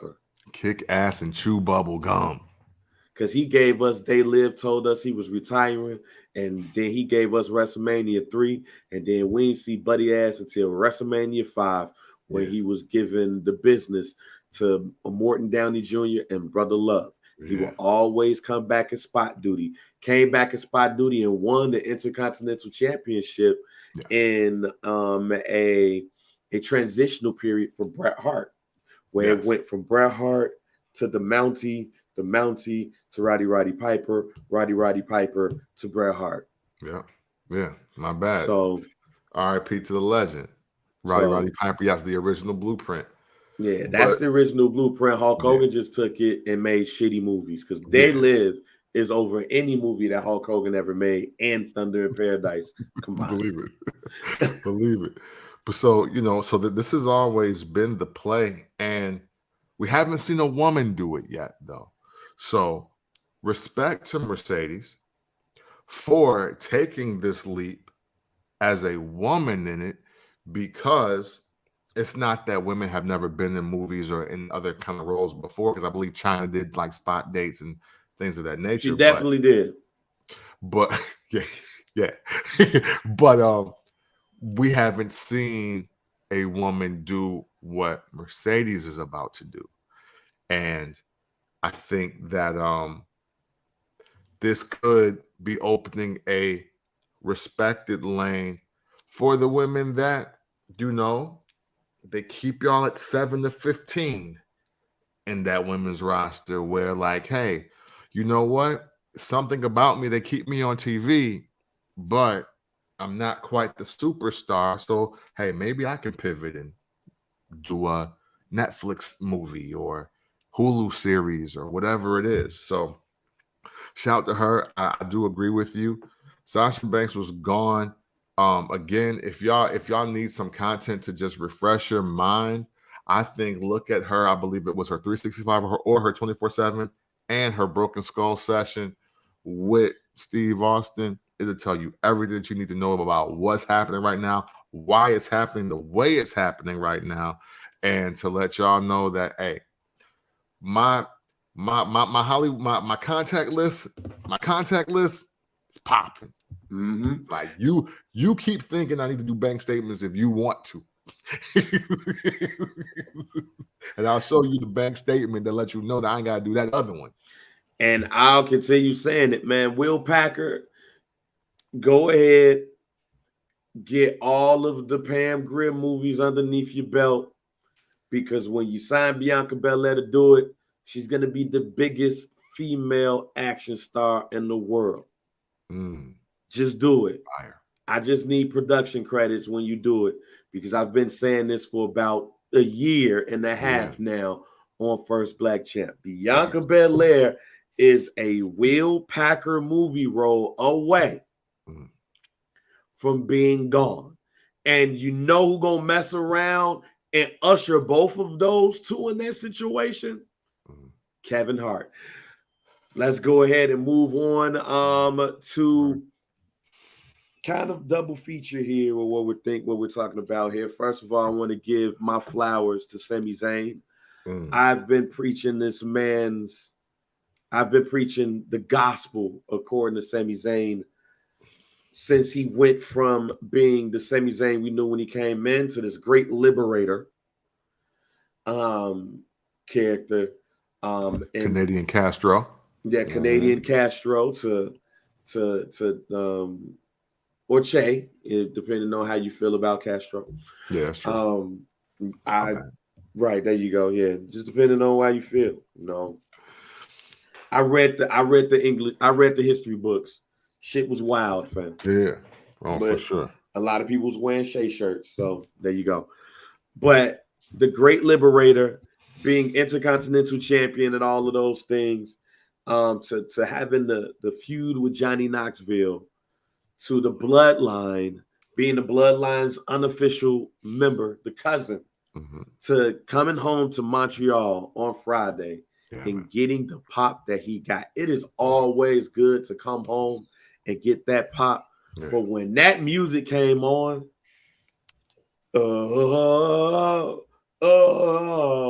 and then from there, just seeing him and how he interacted with them. Yeah. So I knew Sheamus was going to win that match, and I can't wait for Sheamus versus Gunther. Yeah. Big meaty men bumping meat. It's going to be that right there is going to be the match of all matches at Clash of the Castle. Gunther and Sheamus. They are going to beat the shits out of each other, and I can't wait. Yeah, man. But we talking about Sami Zayn here. Yeah. Do you feel that it is now time to at least give Sami Zayn a world title shot? No. Damn. Yeah, and I hate to be so quick with it, but I will say, listen, man, I was pleasantly surprised to find out that he was the Bret Hart of Montreal. I had no idea. I had no idea that Sami Zayn was the Bret Hart of Montreal, but it was super dope to see. That was real. That was organic. That is what a lot of people think of when you come back to your hometown. Like, that was Bianca Belair and Knoxville. That was, even though he's not from there, that was Roman Reigns in Madison Square Garden. You know what I'm saying? That's CM Punk in Chicago, what he got. And that is awesome. However, it ain't translating like that in the other markets that matter here in the States. And that's the only reason why I'm saying it. Now, is the resume and the work worthy of it? Absolutely. Absolutely. I have no on paper reason to say that you are wrong and to not say yes to your question, but where we sit at in the WWE and what next Friday is going to look like, nah. So I'm going to disagree with you. Okay. I'm going to disagree with you for 3 reasons. I ain't say one. I ain't say get the belt. No, you're right. I said a shot. Yeah, you're right. And the way that he's being positioned, he's being positioned where he's going to get turned on. Oh yeah. Positioned where he's going to get his ass beat at the request of the world champion, which sets up 2 things. The best match that Roman Reigns is going to get, because there's nobody on that SmackDown wrestling list that's going to out wrestle Sami Zayn in a moment like that. Okay. All right. So, wait a minute. That's one. Okay. 2. That's right. I forgot. All right. 2. Jey Uso got a title shot. Rey Mysterio got a title shot. And Hell in a Cell. Both of them. Cesaro got a title shot. All of them are not going to give Roman Reigns the match that Sami Zayn is going to give Roman Reigns. Right. That's 1. Well, 2. 2. No, that's number 1. That whole thing. Was number 2. He loses. He gets his ass beat. It sets up Kevin Owens and Sami Zayn versus the Usos, where they do beat them, however, for the belt. So 1 transitional title shot flowing into feud with them 2. And number 3, you can say that the most consistent wrestler on the SmackDown roster has been Sami Zayn, to the point that you gave him a high-profile match at WrestleMania with a star, and he put that star over and made sure that that star gave him a good match. I think that it's been time to put Sami Zayn in a high-profile spot for at least a segment or 2. Not saying he should win it. I'm not pulling that trigger. But considering the people that Roman Reigns has on his resume as this champion for almost 2 years, Sami Zayn is damn near better than every last one. And there's literally no reason to set him up to get turned on for him to not have a title match on SmackDown.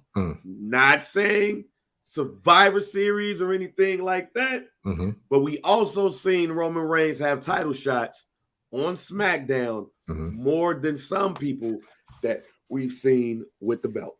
Okay. Because now I can get into my guarantee, right? Thank you for saying all of that. That was very important for you to highlight all of those aspects. All those aspects. But my guarantee is that the feud and potentially match of the WWE year is Sami Zayn versus Jey Uso. Because it's gonna happen. Yeah. But I think that's now the main event of SmackDown, while Roman Reigns is just away. And the callback with Kevin Owens, and that they're the Universal Undisputed Tag Team Champions, helps incorporate Kevin Owens. And then after we get the Jey Sami trilogy, then we're going to get the Usos versus Kevin Owens, Sami Zayn to close out the year. Now, do I think that one or both of the titles will be won? Yeah, I do. But one thing that I've been noticing is that Jey Uso was elevating himself again. And I love the fact that he's angry every single day. I love that he's just fucking angry. And he's yelling at people and he's beating the shit out of them. And the only time that he's really taking L's is when they're facing Roman Reigns' opponents. I'm also saying that because, listen, there is no storyline that can be developed in enough time to make me think that Sami Zayn is even going to compete on a level that's going to make me think he could beat Roman Reigns and would get the title. Now, I say that respectfully because Roman Reigns has positioned himself to where, like, yeah, ain't gonna be no mid-card flukes over here. Ain't gonna be no I used to be the man NXT flukes over here. You gotta be one of them ones, all puns intended, to even get the 2 3/8 count off me. Mm-hmm. We not doing the other bullshit. But you know who can? Jey Uso. Jey Uso and Sami Zayn going back and forth, I think, is the feud and the match that we didn't know we needed until he started getting pissed off at Sami showing up at the locker room and knocking a little too loud. And I think that's gonna happen. Like I said, it's to your point. There's nobody on the roster, for the exception of Drew McIntyre, that even elicits, I might beat Buddy ass. Right. Yeah. But we saw Jay. I'll say most notably Jay, and that Cesaro match was good. Yeah, good match. Talking about somebody who's going, because Roman Reigns can't go up against every big burly motherfucker. Right. True. Okay. True. He gotta go up against somebody that's quick and fast and run circles around him, but he gonna beat him. Mm-hmm. Like, he's not gonna last with him having 5 matches in a row with Drew McIntyre from either one of them. But to your point, I think all of that sets up what we're gonna see with this tag team joint. Mm-hmm. I think all of that is gonna set it up. That's one of the main reasons why Sami Zayn didn't win the 5-way match. When you look at where they was at and the pop he received, normally he wins. Because I don't know if you felt it like I felt it, but when Sheamus won, the whole crowd just was like, yeah. And I don't think the crowd just did that just because Sami Zayn didn't win. Mm-hmm. I think some of that crowd is like, all right, Triple H, I know you like Sheamus, fam. Man, that's his guy, for real. No, that's your man's. But hey, we're good with him, fam. Yeah, but the thing is, though, what is Sheamus? Sheamus needs a reward for putting Drew McIntyre over for the WWE title again. I agree with you. Yeah, no, I'm not saying that you disagree, and I'm saying, like, hey, look, crowd, I get it, but fam, the dude that keeps putting over the #1 contender for the title needs something. And the thing, and the other part about it is, which for me personally is like, Sheamus is always gonna put over Drew. Mm-hmm. This is not the first time where those two went up against each other, and this has happened. Right. Now, and he didn't get the payback from the last time. Now to your point, I am glad that it's Sheamus versus Gunther, because like I said, I think that's gonna be the best match of the night. Mm-hmm.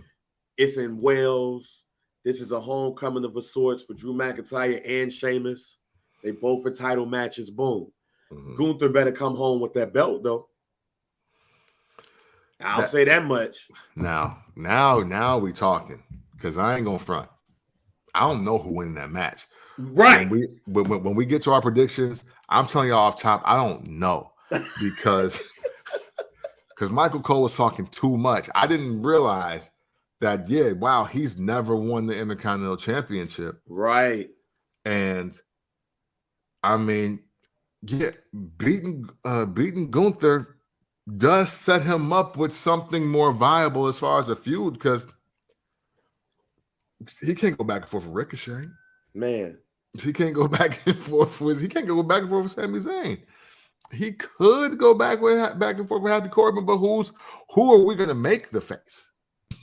Like, you know what I'm saying? At least the one thing about Sheamus, and I will give him this, is that there are certain people that you will put him up against, and the crowd will just lean towards him. They'll just be like, oh, you know, Sheamus is funny, or Sheamus is cool, or, you know, hey, he's pale with red hair. You know, like it'll be something. It's something about Sheamus that can be likable depending on how you match him up. And I think this is what, and this is a good test to see, okay, who really fucking with Gunther out here? Is y'all fucking with him, or are we force feeding this?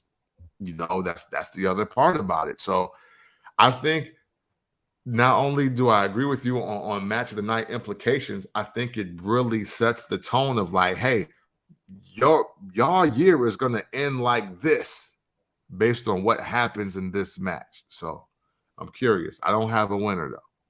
Yeah, I you know what? Honestly, I don't really give a fuck that much about a winner in that match because of how good I think that match is going to be.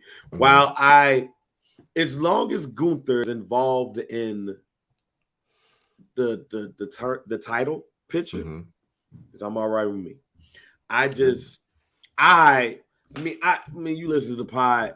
I'm cool with Sheamus, but I'm cool on Sheamus. Yeah, I get it. Like, you know, when the bar, hey man, Cesaro, you want to come back and redo the bar? Because that Sheamus, I loved. Okay. Sheamus and tag team competition. Look, hell, I think Sheamus and Drew McIntyre should be the Universal Tag Team Champions. Let's be the Tag Team Champions. I wouldn't be upset at that. But to your point, with just adding on to that point, like we're starting to see Triple H's hands in the pot on all of these things. Mm-hmm. So it's going to be real interesting to see where some of these people are, where we see some of those people. Like, look, reportedly, Gunther was about to get the Vladimir Kozlov treatment. Mm-hmm. But then Triple H was like, no, we gonna keep rolling with this. But does he keep rolling with this so he can get Sheamus in that spot? I don't know. What I do know is that I think Gunther should keep that belt, but I'm not picking who's gonna win that belt. But I am picking match of the night, and it's those two. And back in the Sami Zayn thing is the underdog is always a good story. True. And with that, we dealt with Brock Lesnar having to wrestle small dudes. And then at the beginning of the match, the small dude do something to make Brock Lesnar hit his head. And then now Michael Cole is jumping out of his seat, making us think that this little dude got a chance. Right. Only little dude didn't get that opportunity was Ricochet. Yeah. He just got his ass beat.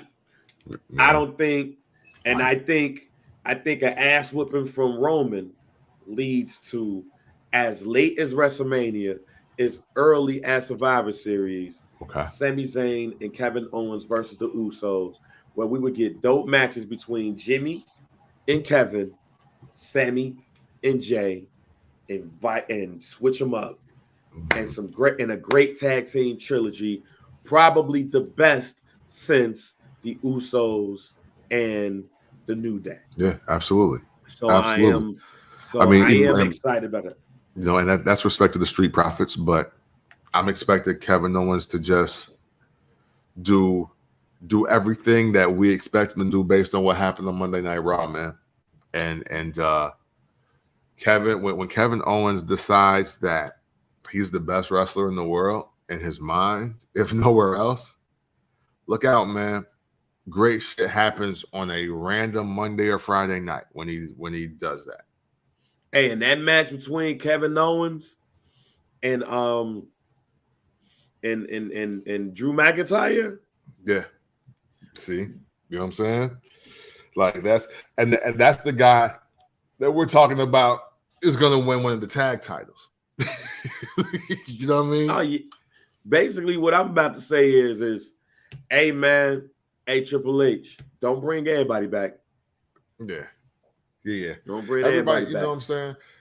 And at the end of the day, I'm sure Triple H, he understands the true assignment. He was like, look, I know I want to make work, but if we can't, I'm good though. Like, like I'm good. I don't really gotta do nothing. It's a very interesting but great space to be in. I will believe if you are working creative in wrestling right now in 2022. Yeah. Well, final thing to talk about on this pod today is, speaking of Clash at the Castle, which is coming up in 2 weeks. So we'll have our predictions next week. Yeah. Drew McIntyre, showed himself to be, again, a very formidable opponent for Roman Reigns. Got the best of him during that night. It's funny. It's funny looking at that and seeing Kevin Owens help. And then the Usos get their ass beat and Roman Reigns get knocked out too. Yeah. So to me, it even put over Kevin Owens was like, yo, I helped you. You're welcome. Yeah. And then the Usos like come and do that. It was very interesting dynamic with that part with Kevin Owens and all of that. But anyway. Yeah. And then SmackDown, Roman Reigns calling back to it. I like that. Right. Like the callback and everything. Yeah. So it's interesting how they're doing this, but interesting or not, we about to get this match. And I think I've mentioned it a couple of times on this pod about, I even put up a prediction that Drew McIntyre would defeat Roman Reigns, but they're going to say it was for one of the belts, not both. Which may even lead up to a Survivor Series match between the two.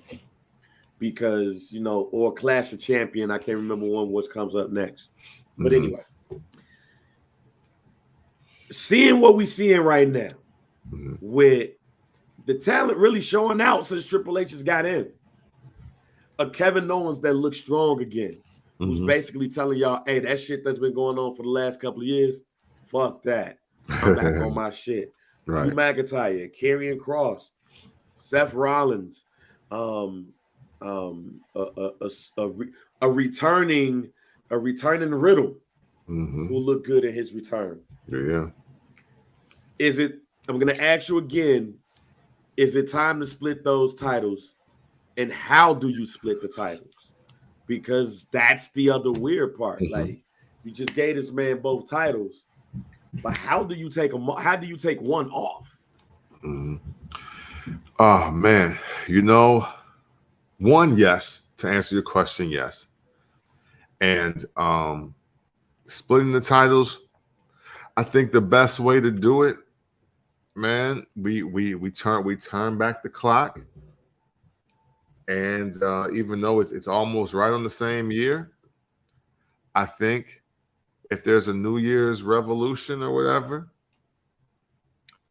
Roman Reigns opens the show, vacating the WWE Championship, and that's the prize of the Royal Rumble. Oh, at the Royal Rumble? Yeah.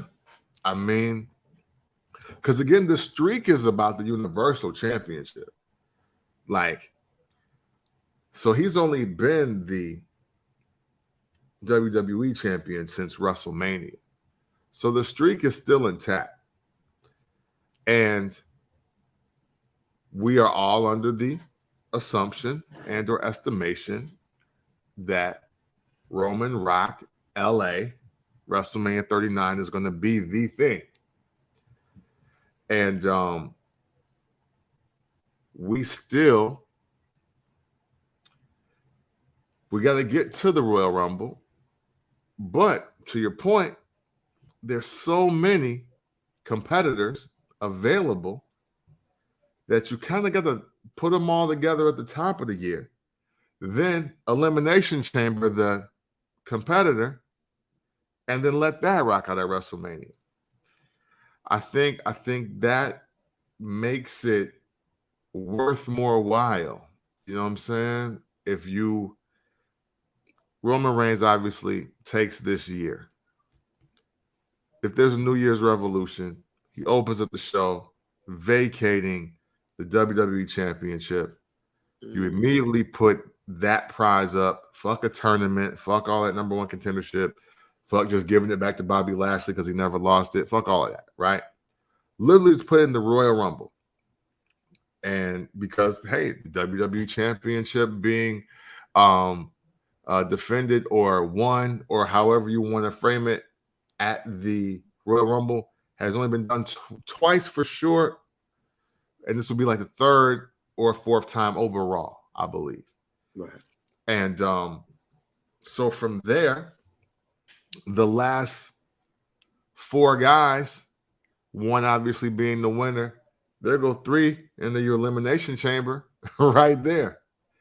And then you're going to get your other three from SmackDown just because, hey, look, if Rock, Roman, and LA is going to take place, that doesn't mean that somebody from SmackDown shouldn't get a shot at the belt.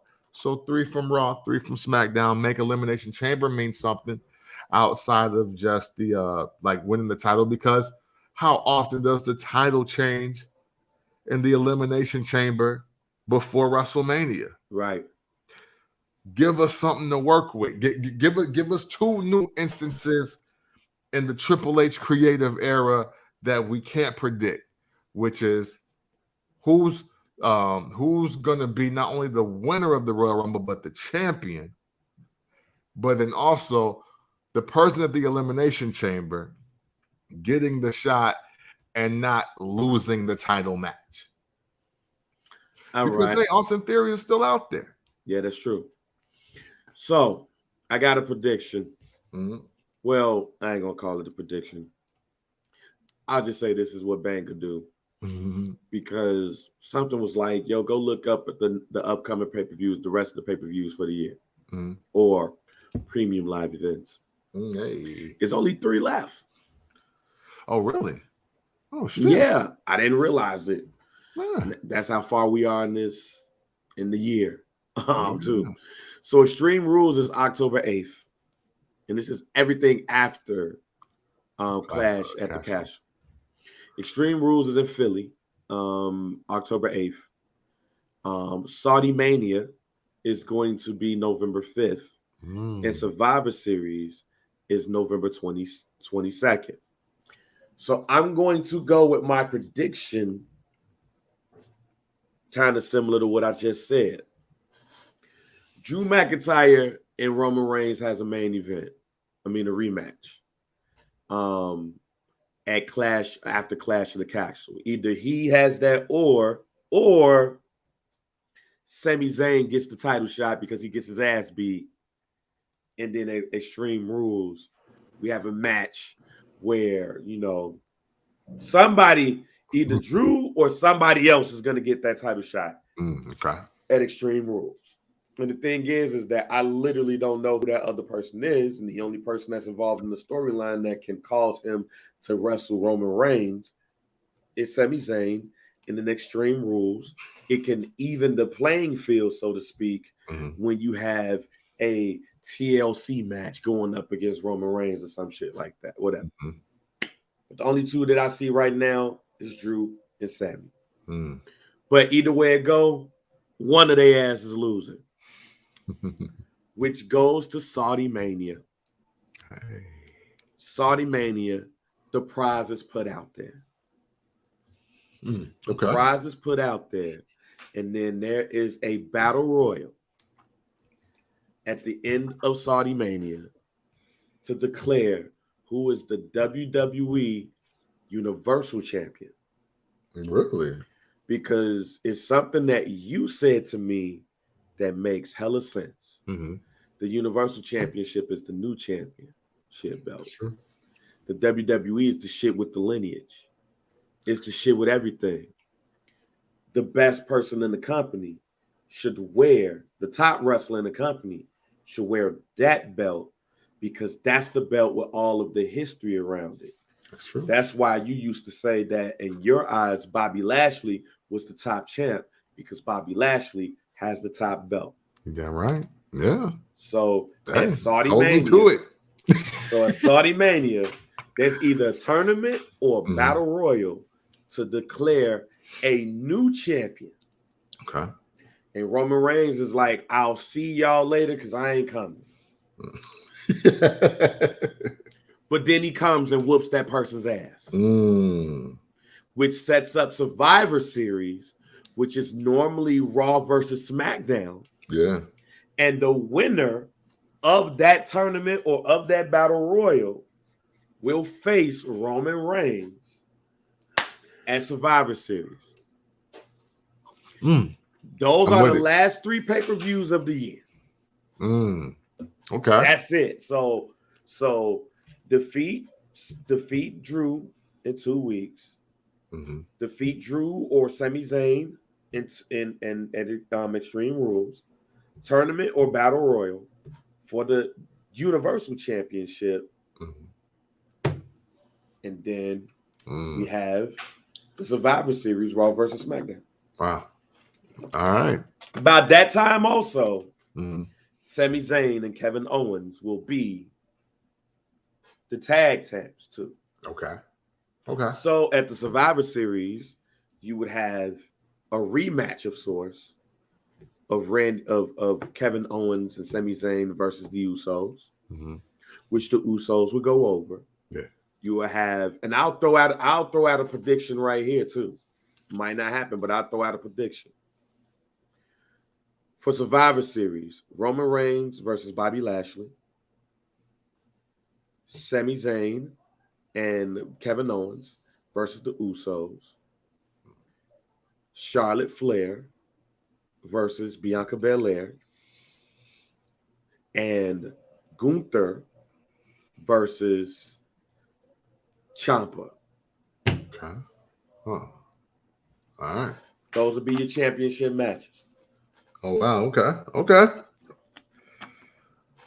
I mean, I might as well do. I mean, these ain't guaranteed, so I ain't got to be held to shit. As far as the people. Yeah, I get you. I'm just telling y'all what I would do in splitting those titles. The only person who would actually lose a belt would be the Usos. They will actually lose, but they won't lose both belts because Paul Heyman will put in the contract saying that if they were to ever lose, they will only lose one belt.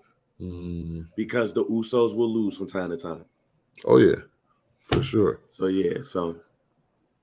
we gonna see, but yeah, it's time to get those belts off of those boys, especially when you got Hit Row doing rap performances on SmackDown, which should never happen again.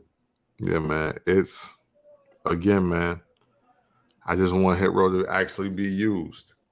But not like that. But not like man. Yeah, not like that. It's that gift and the curse of TV time. Because it's like, hey, got them back, got them on TV, they got the mic, but damn, beat up somebody that's worth a damn. And just them throwing out my guy formerly known as Saudi Seth and Mace. Nah, man. But I love how they did another play on just how white women love hip hop.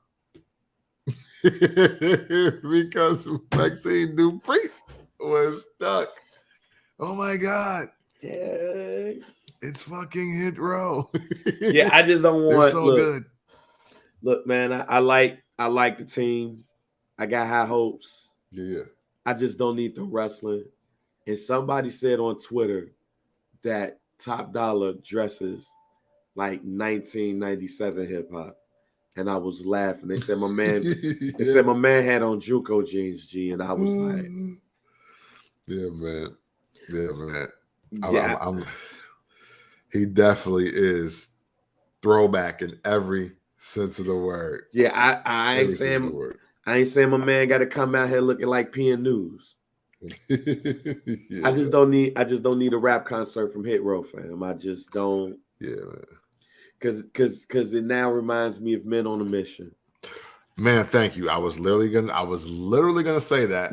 That they are Mo, Oscar, and Mabel right now. Yeah, I don't need to throw your hands in the air and wave them like you just don't care. If you're ready to rock with Men on a Mission, somebody say, "Oh yeah." Yeah, man.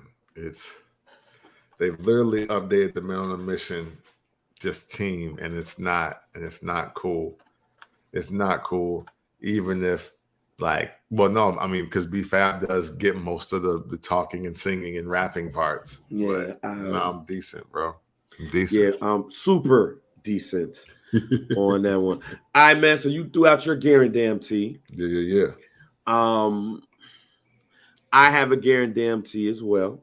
Well, okay. I won't call it a guarantee, but it's a guarantee. We guarantee they're gonna have this conversation sooner rather than later. Okay. With all of the pomp and circumstances that Bron Breakker had got when he started, I think the conversation is about to start, and soon. I guarantee it's going to start soon. If it hasn't already, it's Bron Breakker mid. Oh wow! Damn. Gotta find a second gear, huh? Well, third, I should say, for him. I'm gonna say this. When we add in Triple H's world of WWE, it's gonna have to start happening. It's gonna have to start happening soon. Because he's starting to look one-dimensional and mid to me. And in this Triple H WWE, I don't think you can be one-dimensional and succeed. Yeah. In Vince's world, you can. In Tripp's world, I don't think you can. Yeah. Bron Breakker out here looking like a multi-time United States champion. And that's about it, fam. And he might not be multiple United States champion, which my guarantee would actually lead to NXT 3.0 coming in late 2023. I think the In Living Color version of NXT goes away. Yeah. With a more serious tone. Because I don't think that the wrestlers that they currently have now fit Triple H's look for his old brand, and Shawn Michaels as well. Yeah, that's true. I'm not saying that they're going to go back to black and gold, but the paint, yeah, In Living Color, that shit's got to go to make it seem a little bit more serious. I get you. Because I don't sense seriousness just yet. And it might help some of those other wrestlers succeed, because there's wrestlers that I do like. I just don't like them for WWE. I like them for Impact Wrestling. Gotcha. Okay. So, man, damn. Enjoy Bron Breakker while you can. Man. You know? Because might get very real. But you know, I will say, as we close out the show, man, another great week of Raw and SmackDown. I just watched SmackDown this morning. But yeah, man, it's just a new regime is in place. The company, for the moment, still in good hands. And I think Wrestling News has picked up a seismic shift is happening in the world of wrestling, simply just by Triple H saying that, it being announced that Triple H is now head of creative. I think Trey was right in a lot of respects. Like, that move, that buzz was enough to give us a really good jolt going into the fourth quarter for wrestling. And I think that we're going to have one hell of a just closing year, not just WWE, but AEW, Impact, and anybody else. I just think that there's an uptick in wrestling. Now it feels like it's new competition, even though the same competition been in place, if you want to call it competition. So I'm excited to just experience that, just keeping it real, like, because I think it's a lot more on the way. Yeah, so close us out, G. Yeah, man. Hey, listen, we thank you for tuning into the show this week and every week. In whatever facet that you decide to tune into the show. Your likes, comments, shares, comments, tags, questions, link shares, video shares, nostalgia post, all of it. Greatly appreciated. Obviously, Bang and I could do this show without you, but you being along for the ride makes it that much sweeter. So always know, if you ever want to talk about wrestling in an unconventional way, you do so by checking out the First Black Champ podcast. Champ, Bang, we are out. I did it. Yeah.